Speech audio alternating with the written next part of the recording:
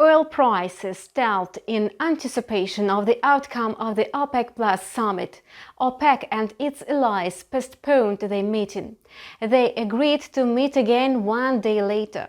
This means that the parties have not had time to find common ground. Thus, the OPEC Plus decision may come as a total surprise. After all, the further dynamics of oil prices depend on how much crude output will be increased.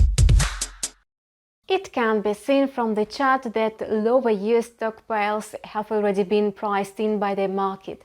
That's why oil prices are still grading higher, but how for long? Earlier, Brent crude entered a correction ahead of the OPEC Plus summit. Currently, its quotes are still moving within the borders of the corrective movement. The level of $76.56 per barrel can be seen as resistance. If the price hits $76.60 and consolidates above it, at least on the 4-hour chart, the benchmark will most likely continue its bullish run. Meanwhile, Brent is trading around $75.30. US West Texas Intermediate crude entered into a fairly wide sideways channel between the levels of $72.50 and $74.50. In this case, experts recommend using the breakout trading strategy. However, in order for the price to consolidate, a breakout should last at least 1 or 2 days. In the meantime, let's wait for the outcome of the meeting and the specific figures on the volume of oil production.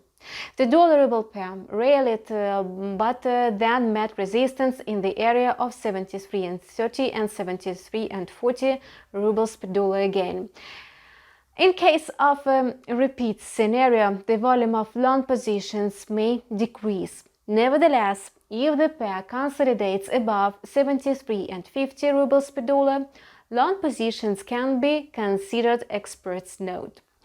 The euro-ruble pair is also trading upwards. The area of 87 and 87.30 acts as resistance. If the price consolidates above 87.70 mark, the euro-dollar pair will most likely extend gains.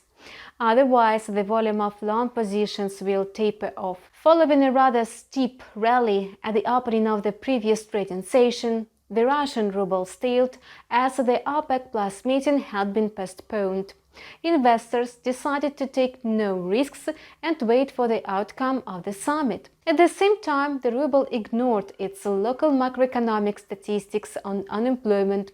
Russia's unemployment rate unexpectedly fell to 4.9% from 5.2%. The ruble is likely to keep standing still until the results of the OPEC Plus summit come out.